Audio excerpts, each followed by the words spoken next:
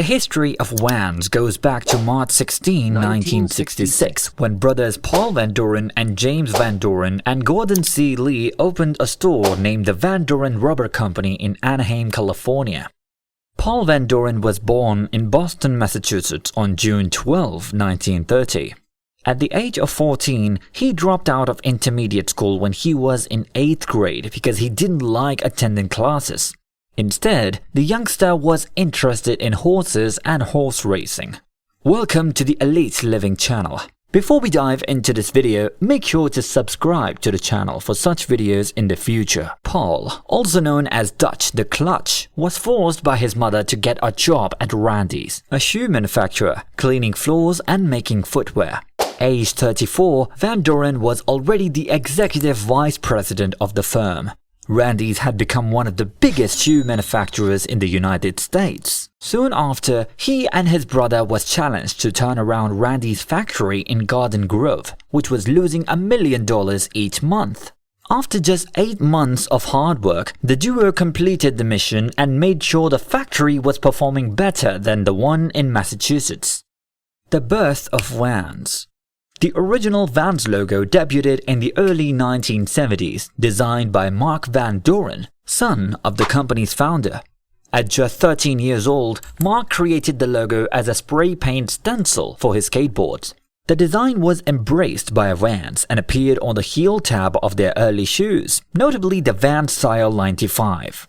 James Van Doren, inspired by his son's enthusiasm for skateboarding, expanded the brand's offerings. This move led to widespread popularity among Southern California skaters by the mid-1970s. In 1976, the distinctive Vans off-the-wall phrase became a skateboarder's mantra. The same year saw the launch of the Vans 95 era, co-designed by Stacy Peralta and Tony Alva, which drew from the boat deck shoe style. These shoes provided skaters with a practical and stylish option. James Van Doren assumed leadership in 1976, propelling the company's rapid growth throughout the late 1970s. The era brought innovations such as the side stripe, leather panels on skate shoes, and the introduction of slip-on models. By the decade's end, Vans had around 70 stores in California and had expanded its reach nationally and internationally through various channels. The 1980s presented a mix of successes and challenges. The iconic checkerboard classic slip-ons gained global attention after appearing in Fast Times at Ridgemont High, leading to a surge in sales. Nonetheless, financial struggles stemming from non-footwear ventures led to bankruptcy in 1984. Under Paul Van Doren's guidance, the company rebounded by 1987, ultimately paying off its debts and launching the Steve Caballero signature skate shoe in 1988. While ownership shifted to private equity investors, Vans' legacy persisted as a prominent skate shoe brand.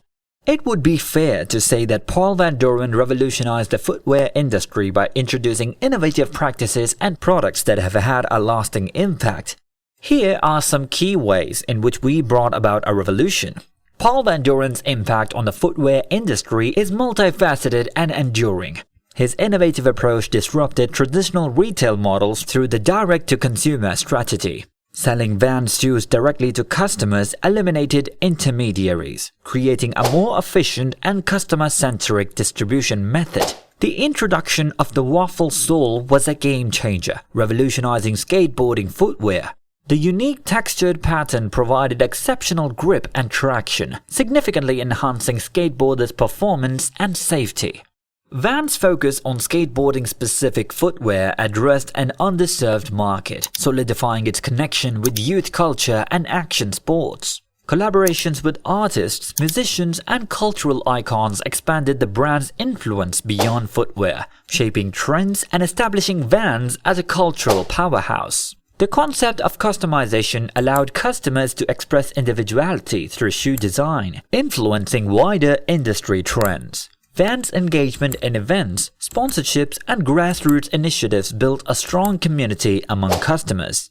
Paul Van Doren's visionary entrepreneurship, unconventional thinking, and community-centered approach remain a beacon for aspiring innovators. His legacy continues to shape business strategies, product design, and customer engagement practices across industries. How and on what did he spend his money? Paul Van Doren was a generous and philanthropic man who used his money to help others and to live a comfortable life. He donated millions of dollars to charity, including to the Boys and Girls Clubs of America, the United Way, and the Fullerton Community Foundation. He also established a scholarship fund in his name at the University of Southern California. In addition to his charitable giving, Paul Van Doren also spent money on a house and a ranch. He bought a house in Fullerton, California for $1 million. The house had 5 bedrooms, 4 bathrooms, and a swimming pool. He also owned a ranch in the San Bernardino Mountains. The ranch had 100 acres of land and a 4,000 square foot house. It is likely that Paul Van Doren also spent money on other things, such as his family, friends, and hobbies. He enjoyed playing golf and fishing, and he was also a big fan of the Los Angeles Dodgers. Overall, Paul Van Doren was a successful entrepreneur who used his money to make a difference in the world. Thank you for joining us on this inspiring journey. Let us know in the comment section below. What are your views and takeaways about this success story? And if you like this video, then visit our channel and also watch the success story of Ferrero Rocher. And don't forget to hit that like button and subscribe for more such amazing videos.